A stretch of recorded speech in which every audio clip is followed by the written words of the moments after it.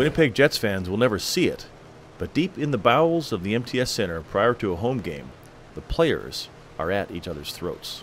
No punches are thrown, but there is a lot of kicking and screaming.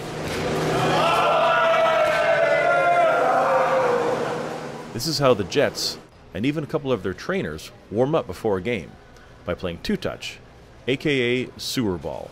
Can you explain the rules of two-touch? Basically, you're allowed 2 touches, and if you hit it 3 times, you're out. You can hit it once if you want, and the objective is to just keep it up in the air. It's an elimination process, so it goes to the last 2 players, and then everybody's back in. Who's the best soccer player on the team? European guys, yeah, of course, European guys, yeah. You. I mean, not just me, European guys. Pal's good. Who's the best? I would say probably Alex Burmistrov, European guy. Burmistrov says all the Russians and the Europeans are the best soccer players on the team. The Russians are for sure the dirtiest players on the team. Burmistrov, he does have some talent, but we don't want him to get too cocky, so we'll leave it at that. Which of the Canadian guys should be practicing their soccer skills in their basements? Jim Slater, maybe. Slater? Yeah. Burmistrov said that Slater wasn't very good either. He played with us? I don't even know he's playing. I mean, who's the biggest cheater in soccer? Probably Kaner.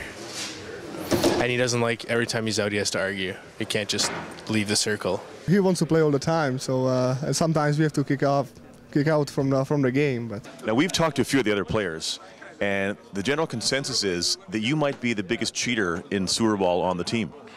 I don't know where you're getting your information from, but Burmistrov? Burmy would definitely be a cheater. He stands in the corner where there's a chain, so every time it hits a chain, he uses an excuse, and then that guy's out. So, what do you say to all your teammates, though? Who, I mean, will you address this at the next game? That if they're accusing you of not being the most honest guy out there? Yeah, I'm going to be addressing that tonight for sure. And I think, if that's the way they see me, I think I'm going to have to become that player. As the opening faceoff gets closer, some of the early casualties will make their way back to the dressing room, and at the end, it's mano a mano. On this night, the final contest comes down to Alex Burmistrov and Grant Klitzum, and against all odds, the Canadian pulls out a victory. Burmistrov just came over and reminded us that you won 3 in a row. How'd you do that? Well, I like to kind of fly under the radar when there's a lot of people out there and just kind of get a touch in here or there, and then as it starts to dwindle down, get a little bit more aggressive and try and take guys out, I guess. You took down Burmistrov. Yeah. He's European and was generally regarded by the other players we talked to as the best soccer player on the team. So what were you thinking when you were playing against a legend?